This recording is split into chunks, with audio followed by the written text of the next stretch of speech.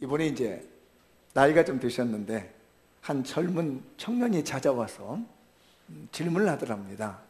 선생님, 일본의 천황은 100살을 산다고 저렇게 호언장담하고 영국에 있는 어떤 사람은 자기가 120년을 산다는데 선생님은 얼마나 사실 것 같아요?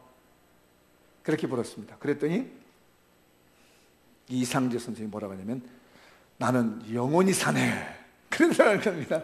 깜짝 놀라가지고 나는 그런 사람들하고는 차원이 틀려, 나는 영원히 살아, 이렇게 얘기를 하더랍니다.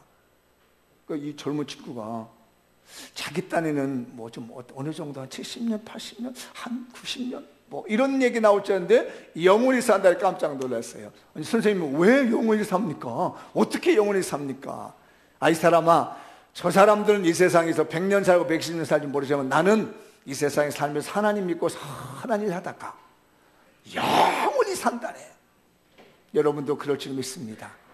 다른 사람 70년, 80년 산다고 합니다. 우리 오늘 그 교동문에서도 나왔잖아요. 사람이 70년 살고 80년 사는데 그 세월이 순식간에 날아가고, 그런데 그 세월을 지나간 거 보니까 수고한 거, 슬픈 것밖에 없더라. 자, 세상이 그렇더라고요. 돌아보면 고생한 것밖에 생각이 안 나. 마음속에 기억나는 건 내 가슴 아팠던 것만 생각이 납니다. 돌아서 보니까 10년 전이 엊그제 같은데 이게 세상이라는 거예요. 그러나 우리에겐 희망이 있습니다. 어떤 희망? 영원히 산다는 거. 할렐루야. 우리에겐 꿈이 있습니다. 영원히 산다는 거. 이 영원히 산다고 하는 하나님의 은혜를 세상에 널리 알려주는 것이 저와 여러분의 사명입니다. 축복 한번 하시죠. 당신은 영원히 살 수 있습니다. 근데 그 영원히 사는 것이 지옥에서 영원이냐 천국에서 영원이냐, 이게 문제라는 얘기예요. 그렇죠? 우리 축복하는 마음으로 당신은 천국에서 영원히 살 줄 믿습니다. 시작. 우리 성도들 나중에 다 이 세상 떠나고 난 다음에 한 사람이라서 저 지옥에서 있지 않았으면 좋겠어요. 다 천국에서 봤으면 좋겠습니다. 제 마음의 소원이. 근데 생각해봐요. 이렇게 20, 30년, 40, 50년을 같이 신앙생활을 했는데 천국 가서 봤더니 아무개는 지옥 가 있는 거야, 이게. 그러면 얼마나 가슴이 아프겠어. 우리 천국에서 항상 만납시다. 지난주 설교 기억나시나요? 뭐죠? 항상 이 시간에는 조용한 밤이야. 고요한 밤, 거룩한 밤, 어둠에 묻힌 밤이 다루 없어. 네. 아니면 그 겸손해서 얘기를 안 하는 것 같아요. 그래서 겸손하신 분을 위해서 제가 얘기해 드리죠. 신앙 양심을 회복하자. 그래서 우리 해피데이 그 선언문에도 나오잖아요. 신앙의 양심을 회복한다. 그러면 신앙의 양심을 회복하는 것이 가장 잘 나타나는 게 어디에 있었다고요? 예배를 회복하는 거다. 그러니까 그 사람들의 예배드리는 태도와 예배드리는 마음 자세와 예배드리는 그 모든 준비가 그 사람의 신앙이라는 거예요. 그러니까 그 사람의 신앙을 보려면 뭘 보면 하면 예배를 보면 안다는 얘기입니다. 예배드리는 그 마음, 준비 과정, 모든 것들이 그 사람의 신앙이다. 여러분, 양심 회복합시다. 신앙 회복합시다. 그리고 오늘 말씀은 10장이에요. 그러니까 지난주에 이 사람들이 신앙을 회복했잖아요. 양심을 회복하고 난 다음에 이 느헤미야 10장이 오면 뭘 하느냐면 이 사람들이 결단을 합니다. 신앙의 결단. 그리고 뭐라고 하냐면 1절부터 28절 보면 이름이 많이 나옵니다. 그 이름. 이 사람들이 어떤 이름이냐면요, 정말 나는 신앙의 양심 회복하고 예배 회복하고 하나님 말씀대로 살겠습니다 하고 이름 쓰고 도장을 딱 찍은 사람이에요. 그 이름 명단이. 제가 느헤미야에서 자꾸 이름 얘기를 하잖아요. 그러니까 이름이 굉장히 중요한 겁니다. 이 사람들은 그냥 아마 느헤미야가 자, 하나님 말씀대로 살 사람, 율법대로 살 사람, 빗나가지 않을 사람 다 나와 와서 하나님 앞에서 이름을 적으시오, 그리고 도장을 찍으시오 했는데 그냥 그때 당시에 이름을 찍고 도장을 딱 찍어놨는데 이게 성경에 기록될 줄 어떻게 알았냐는 얘기예요. 오늘 이 자리에서 난 장명교회 와서 전도할 거야, 진행위원으로 수고할 거야, 하나님을 선신할 거라고 이름을 서명했는데 그것이 천국의 기념책에 기록됐다는 말이죠. 나는 이제부터 주일 성수를 잘할 거야, 예물을 잘 드릴 거야, 말씀대로 살 거야 라고 마음을 딱 먹고 이름을 결단했는데, 그게 오늘 이 결단이 하늘나라의 여호와 앞에 기념책에 딱 기록된다는 얘기입니다. 적어도 2500년 전에 이 사람들이 자기 이름 쓰면 2500년 이후에 대한민국의 사람들이 이걸 볼 줄 누가 알았겠느냐고요. 아무도 몰랐습니다. 그냥 자기 민족 이야기니까 그냥 이름만 쓰면 나 정말 죽어도 하나님 잘 믿습니다라고 할 줄 알았는데, 이게 전파돼서 대한민국에 있는 우리들, 이 우리들이 그 사람들 이름을 보고 있다는 얘기예요. 이해되시나요? 오늘 내가 하나님 말씀대로 살겠습니다, 전도하며 살겠습니다, 진행인으로 헌신하겠습니다 라고 결단했는데, 나중에 내가 죽은 다음에 영원히 사는 천국과 갔더니 그때 그 이름이 딱 드러나는 겁니다. 2015년 9월 6일 아무개 집사, 아무개 장로, 아무개 목사, 아무개 권사, 아무개 성도가 복음을 위해서 헌신하겠다, 예수 전하는데 헌신하겠다라고 이름을 받고 임명장을 받았다라는 기록이 하늘나라의 기념책에 있다는 얘기입니다. 이런 신앙의 결단이 우리 교회에 있어지기 바랍니다.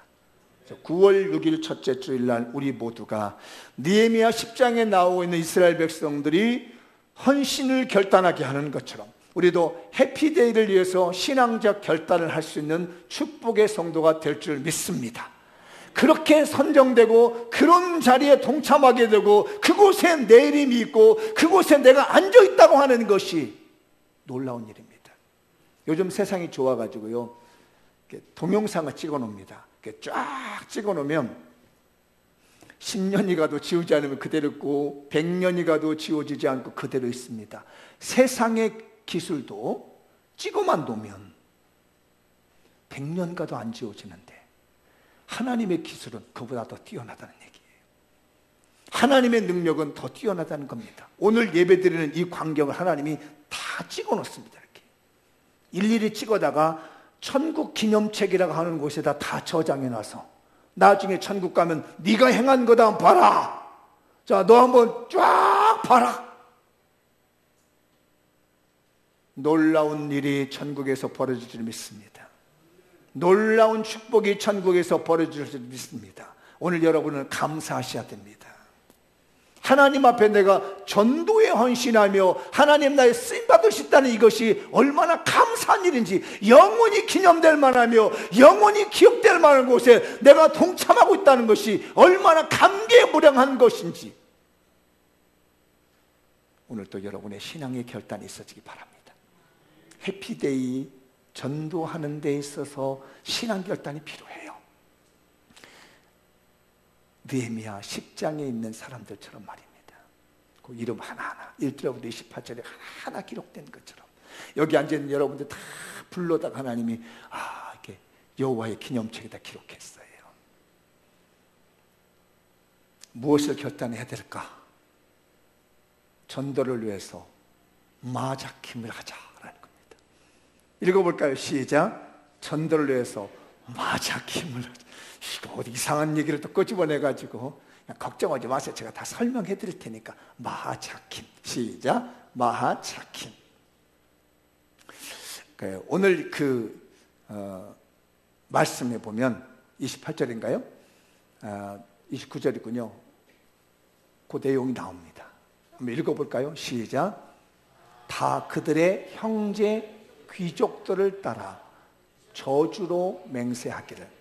우리가 하나님의 종 모세를 통하여 주신 하나님의 율법을 따라 우리 주 여호와의 모든 계명과 규례와 율례를 지켜 행하며 결단한 겁니다. 다 말씀대로 살겠습니다 라고 결단했다는 거예요. 누구를 따라서? 형제 귀족들을 따라서. 자기 자체적으로 결단하는 것이 아니라 누구를 본받아서 누구를 따라가서 결단한 겁니다. 이 형제 귀족들이 뭘 결정했냐면 뒷부분에 나온 대로 내가 하나님 말씀대로 살겠습니다 이렇게 결정하니까 그 뒤에 있는 많은 백성들도 그러면 나도 하나님의 말씀을 따라 살겠습니다 이 말이 형제 귀족을 따라 이 말이에요. 그 가운데 우리말로 따라라는 말이 마하자킴이란 말이에요. 마하자킴, 따라. 근데 이 따라라는 말이 원래는 하자크라고 하는 말인데 이게 좀 어려운 사역형이라는 이게 동사로 바뀌면 능동태 동사로 바뀌면 이렇게 나옵니다. 이 따라라는 말의 원래 의미를 아셔야 돼요. 우리는 그냥 쉽게 따라 이렇게 얘기를 했는데 원래 그 배경을 가지고 있는 의미가 뭐냐면 남자가 사랑하는 여인에게 입을 맞추려고 강하게 달려들어서 딱 끌어안는 행위, 이걸 갖다가 마하자킴이라고 그래요. 이해되셨나요? 우리말은 그냥 따라 했는데 누구누구를 따라 했는데 원문의 의미는 뭐냐면 한 남자가 한 여인을 사랑하는 거야. 근데 그 여인도 남자를 사랑해. 너무 사랑하다 보니까 막 뛰어가가지고 팍 끌어안고 뭘 하느냐면 막 입을 맞추는 거예요. 이 모습이 부끄러운 모습일까요? 좋은 모습일까요? 좋은 모습이에요. 근데 여러분 사랑하는 남자가 사랑하는 여인을 이렇게 둘 다 사랑해서 입을 맞추는데 누가 시켜서 입을 맞출까요? 좋아서 맞출까요? 에? 좋아서. 이 동네는 무슨 시큰둥이요? 세상에 살면서 뽀뽀 한 번 안 해보고 산 사람 같아. 에? 이 하자크, 특히 마자킴이라는 말이 두 사람이 사랑해가지고 가슴에서 불이 타오르는 거야. 불이 타라워서 막 뛰어가서 끌어안고 뽀뽀를 하면서 안아주는 거야. 이게 마자킴이에요. 그러니까 이스라엘 백성들이 뭘 했느냐면 앞에 가고 있는 이 귀족들, 자기네 형제 귀족들이 하나님 말씀대로 살겠습니다. 그랬더니 뒤에 있는 사람이 막 뛰어가서 사랑하는 여자친구를 아니면 여자를, 아내를 딱 끌어안고 뽀뽀하듯이 안아주듯이 이 사람들이 결정하는 것도 나도 절대로 안 놓고 그렇게 살겠습니다. 이게 마자킴이에요. 깨달아주시면 하면. 그래서 이게 복음이 어떻게 쓰냐면 예수님께서 우리에게 말합니다. 모든 족속으로 제자를 삼아 아버지와 아들과 성령의 이름으로 세례를 주라. 성령이 임하시면 너희가 권능을 받고 땅끝까지 이르러서 네가 증인이 되리라. 이 말씀이 너무 좋아가지고 제자들이 그 말씀을 마자킴했습니다. 다 끌어안았습니다. 그리고 그 끌어안고 난 다음에 스데반 집사 같은 경우는 죽어버리는 거예요. 왜? 너무너무 사랑했기 때문에. 예수님의 복음의 말씀을 너무너무 사랑했기 때문에 그걸 끌어안고 입을 맞추고 그냥 순교해버리는 겁니다. 여러분 그렇잖아요. 내가 사랑하는 사람이 있으면 끌어안고 내가 죽고 너를 살려주겠다는 것이 사람의 사랑 아니겠습니까? 이게 따라라는 마자킴이에요. 그랬더니 스데반이 죽고 난 다음에 바울이 그걸 봤습니다. 돌에 맞아 죽으면서도 그 얼굴빛 하나 변하지 않는 그 스데반 집사의 마음이 변화가 됐습니다. 그리고 스데반이 죽을 때 가졌던 바울이 그 마음이 또 스데반을 끌어안았습니다. 그러더니 바울도 역시 십자가에 못 박혀 단두대에 목이 베서 죽었습니다. 이게 바로 마자킴이에요. 너무너무 사랑하기 때문에 그에게 떨어지지 않으려고 꽉 끌어안고 따라가는 이 모습. 예수님께서 복음을 전하라고 했더니 예수님의 제자들과 스데반 집사가 그거 넘어져서 끌어안고 예수님을 놓지 않는 다음에 예수님과 함께 순교하게 되고 그 모습을 보고 있던 많은 또 후대의 2, 3세대의 사람들이 바울이 또 그걸 끌어안고 놓지 않고 그냥 십자가에서 죽으신 예수님 따라가는 이 마자킴. 그래서 형제 귀족들을 따라간 겁니다. 말씀대로 살겠습니다. 결단한 거예요. 오늘 하나님께서 우리 교회에 21명의 진행요원을 세웠습니다. 저는 우리 진행요원들이 마자킴 하길 원합니다. 예수님의 복음이 너무 좋아서 다 끌어안고 놓지 않는 거야. 영혼을 붙들어 맨 다음에 놓지 않는 겁니다. 나는 예수님의 복음이 너무 좋습니다. 나는 예수님의 사랑이 좋습니다. 끌어안는 겁니다. 어떤 남녀가 사랑하고 있는데 감히 누가 그거를 떼어놓을 수 있겠습니까? 두 청춘 남자가 사랑해서 결혼하려고 끌어안고 결혼하려고 하는 그 청년을 저 젊은이를 누가 뛰어올 수가 있겠습니까?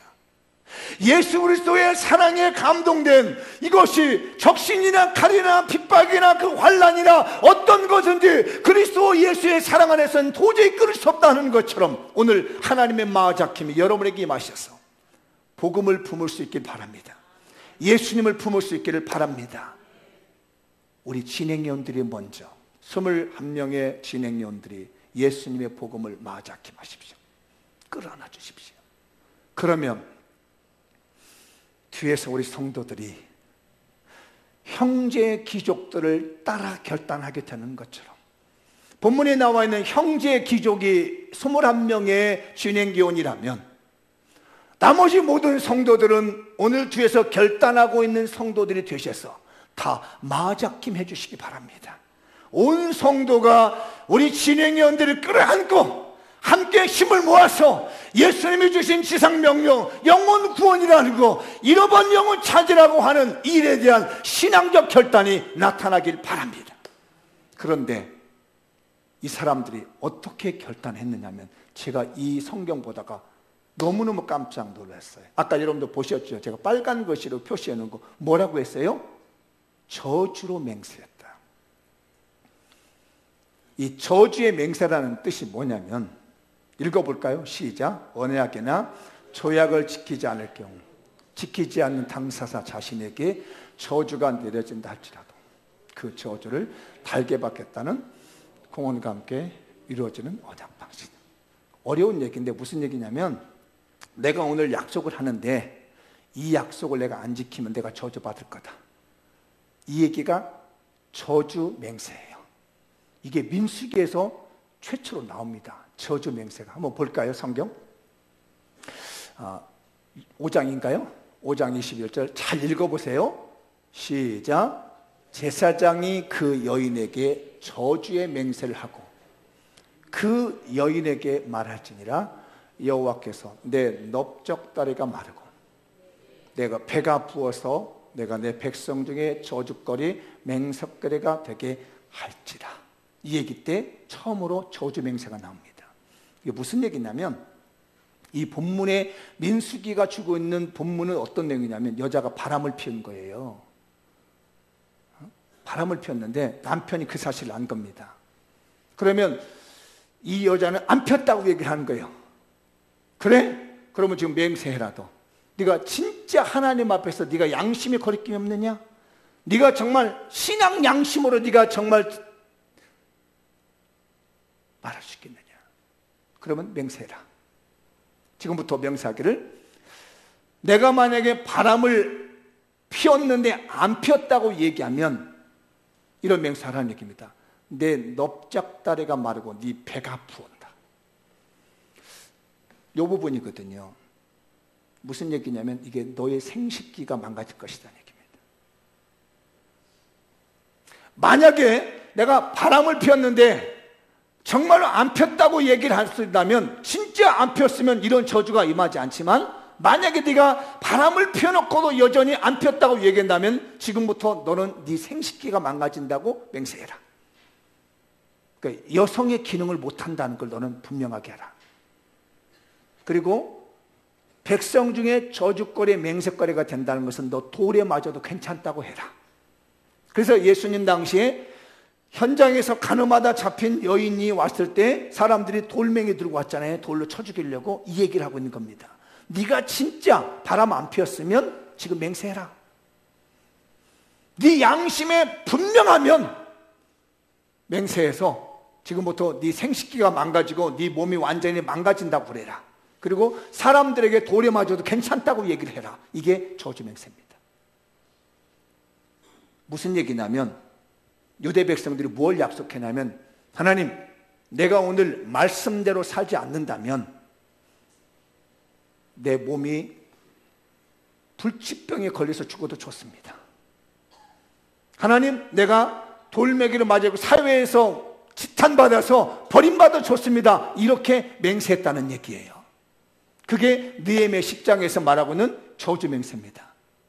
하나님 내가 말씀대로 살지 아니하고 하나님의 뜻대로 살지 않는다면 오늘부터 내 몸이 완전히 망가져서 다시 못 쓸 몸이 될 것이고, 내가 사람들의 사회에서 버림을 받아서 도저히 설 수 없는 사람이 되겠습니다라고 이 사람들이 약속했다는 얘기예요. 무시무시한 약속입니다. 그래서 바울이요, 이 말씀을 받아가지고 뭐라고 하냐면요, 내가 복음을 전하지 아니하면 내게 화가 있을 것이다. 이 화가 바로 저주의 맹세인 겁니다. 복음을 전하지 않으면 화가 있는다. 읽어볼까요? 시작. 내가 복음을 전할지라도 자랑할 것이 없으면 내가 부득불함이라. 만일 복음을 전하지 아니하면 내게 화가 있을지다. 그러니까 바울은 유대인이었기 때문에요, 이 저주 맹세를 하는 겁니다. 복음을 전해야 되는데 복음을 전하지 않으면 나한테 화가 온다. 이 화가 무슨 화냐면요, 슬픈 일입니다. 이제부터 내가 복음을 전하지 않는다면 우리 집안에 슬픈 일이 계속 올 것입니다. 하나님, 내가 예수 복음 전하지 않는다면 나에게는 저주가 오는데 슬픈 일이 나한테 많이 올 것입니다. 이렇게 단호하게 결단 내리는 거예요. 아셔야 됩니다. 복음을 전하지 않으면 우리에게 슬픈 일이 많이 온다. 예수 복음을 전하지 않고 있으면 우리 집안에 슬픈 일이 많이 온다는 얘기예요. 화가 많이 온다는 얘기입니다. 그 화 중에서 가슴 찢을 일, 눈물 터지는 일, 가슴 통곡할 일, 가슴 칠 일, 잠을 못 잘 일, 애통할 일이 터진다는 얘기예요. 이게 얼마나 슬픈 일입니까, 여러분? 뻔히 앉아가지고 예수 복음 전하지 않다가 슬픈 일 맞이해서 되겠습니까, 여러분? 그래서는 아니 되잖아요. 그 다음 절 한번 볼까요? 읽어보죠. 시작. 내가 내 자의로 이것을 행하면 상을 얻으려니와 자의로 아니한다 할지라도 나는 사명을 맡았노라. 이걸 뻔히 알기 때문에 나는 억지로라도 전도하겠다는 얘기, 사명감을 가지고라도 전도하겠다. 그런데 내가 좋아서, 아까 마자킴 했잖아요. 너무 사랑스러워서 좋아서 하게 되면 상을 준다는 얘기입니다. 그게 보상이라는 겁니다. 하나님이 이 보상이라는 것을 급료를 말하고 있는 거예요. 내가 정말 라자킴에서 하나님이 사랑스럽고 복음이 사랑스러워서 예수 복음 전하면 그래, 내가 너에게 보상해 주마. 그와 반면에 복음을 전하지 않으면 너에게 슬픈 일이 있을 거야. 가슴 찢는 일이 있을 거야. 그러니까 바울이 이걸 깨닫고 말하면 나는 좋다 이거야. 상을 안 받아도 좋은데 내가 화를 맞이 않게 해서 저주의 맹세가 되지 않게 해서 나는 내가 사명감을 가지고서 예수 복음 전하겠다는 것이에요. 우리 성도들 사명감을 가지고 복음을 전해야 됩니다. 제발 우리 교인들 중에 예수 전하지 않아가지고 집안에 슬픈 일 안 있으면 좋겠어요. 복음 전하지 않음으로 말미암아 말 못하는 슬픔이 내 가슴에 밀려오고 말 못하는 아픔이 내 집안에 밀려오지 아니하더라도, 누구에게 부끄러워서도 말도 못하고 누구에게 창피해서도 말 못해가지고 말입니다, 가슴 아프고 눈물 흘리는 일이 생기지 않기 위해서라도, 그런 슬픈 일을 만나지 않기 위해서라도 우리는 예수 복음 전해야 돼요. 그리고 하자킴해야 합니다. 바자킴. 나는 예수가 좋다, 나는 복음이 좋다. 그런데 이게 자발적으로 하면, 기뻐서 하면 하나님이 반면에 그에게 상을 주신 겁니다. 너 직장 생활 어렵냐? 경제적 어려움 있느냐? 그래, 내가 너의 경제적인 걸 채워주마. 남편이 속색이냐? 그러면 내가 남편의 마음을 바꿔주마. 자녀들이 잘 안 풀리느냐? 그래, 그럼 내가 자녀들의 문제를 해결해 주마. 어떻게 할 때요? 마자킴해서 기뻐서 즐거워서 사랑스러워서 복음을 전하면 그에 따르는 보상을 주시는 것이 하나님의 은혜인 줄 믿습니다. 성도들이여, 복음 전합시다. 예수 전합시다. 예수님을 마자킴해서 그분을 따라가는 거예요. 우리 21명의 진행위원들 이번에 마자킴 합시다. 나머지 우리 교인들이요, 우리 마자킴 합시다. 전도를 위해서 마음을 쓰는 거예요. 그러니까 저주 맹세를 하지 않을지라도 담담하게 마음을 먹고 예수 복음 전하는 교회가 됩시다. 그 다음에 두 번째로, 그 성전 대신 예수님을 중심으로 자신의 영적 고지를 점령하자. 한번 읽어볼까요? 시작. 중심으로 자신의 영적 고지를 점령하자. 오늘 33절부터 39절까지 성경을 쭉 읽어보면요, 계속 반복되는 단어가 하나 나옵니다. 한번 눈으로 한번 보시죠.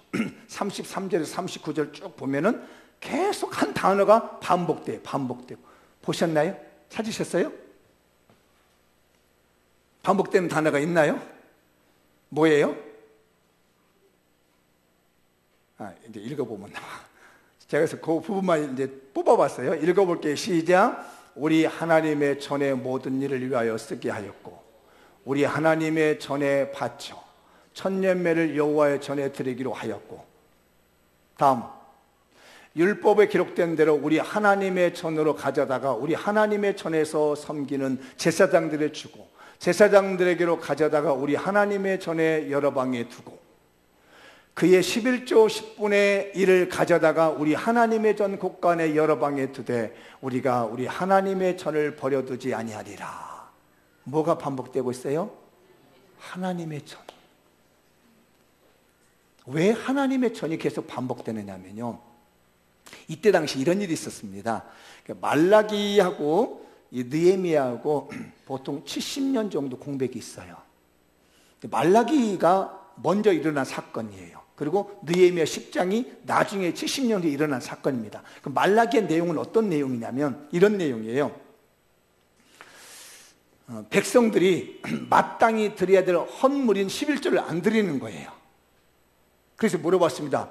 너희들 왜 11조 안 드리냐? 그랬더니 뭐라고 하냐면, 저 레위인들이나 제사장들이 타락했기 때문에 우리가 11조를 안 합니다. 헌금 안 합니다. 이렇게 해요. 요즘 말로 하면 목사님, 장로님들이 세속적으로 타락했기 때문에 우리가 교회에 헌금 안 합니다. 이 얘기예요.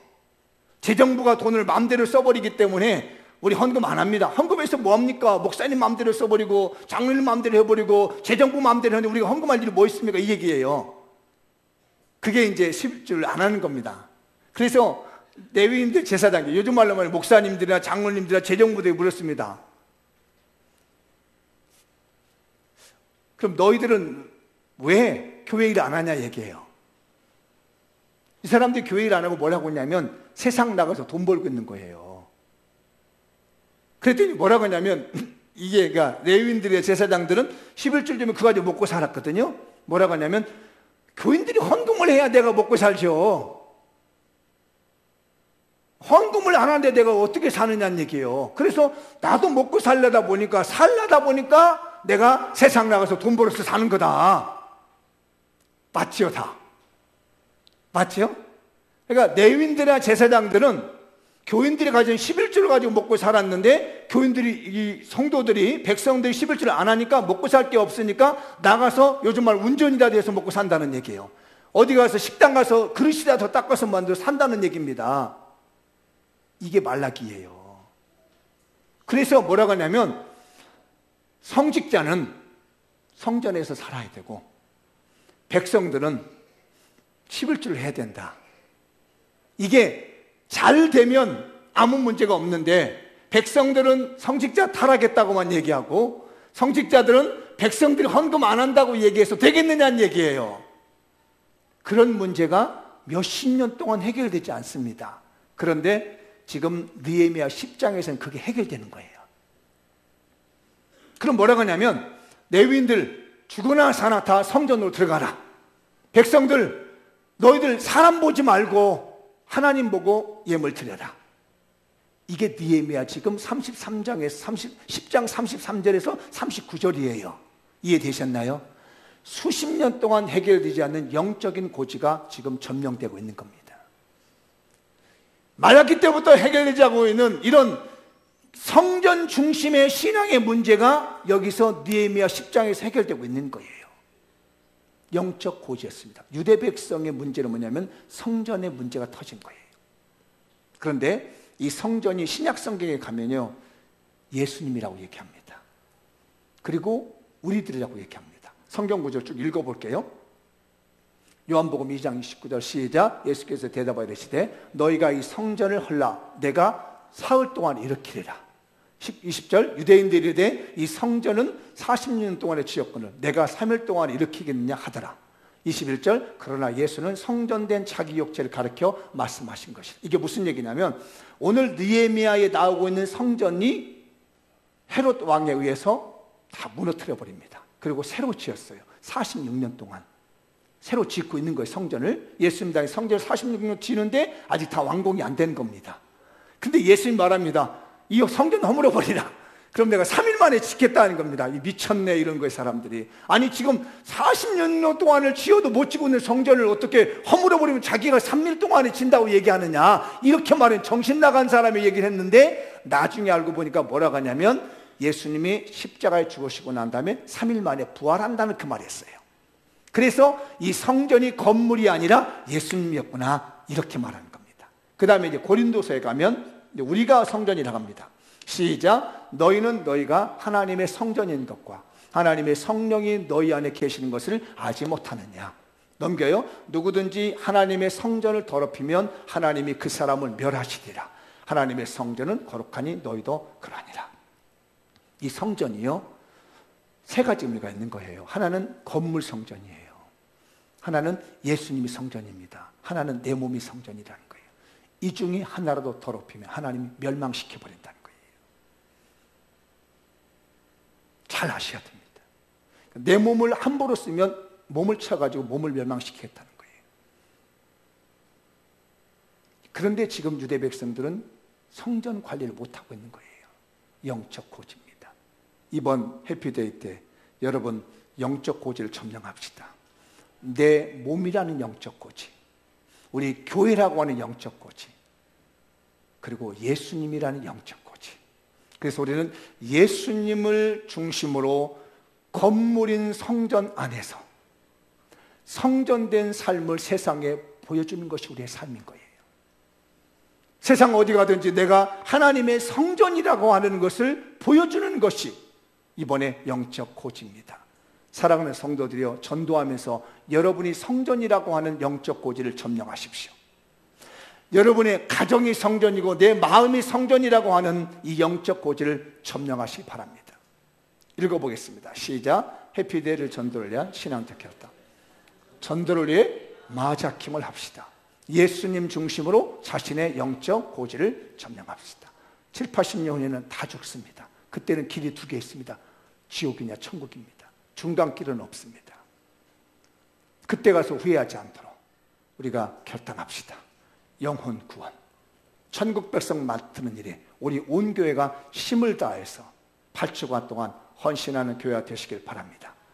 기도하겠습니다. 다 같이 자리에 일어나시죠.